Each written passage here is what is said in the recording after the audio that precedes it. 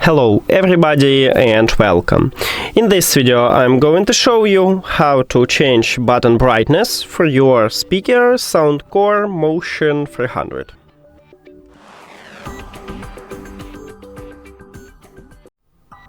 You have to start by open SOUNDCORE application, and if you add your speaker to the application you will see it at the device list. Now tap on it, and after that go to the settings at the right top. Right here at the third line we have button brightness and you need to click on it. By default it uses medium, and now let me show it for you.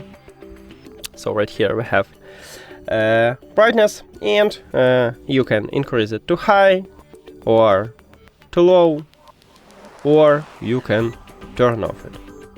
And that's it what you can do here. So now tap at the best one for you, and that's it.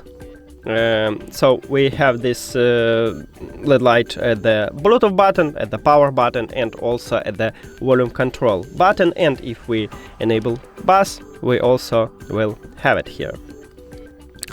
And now that's it.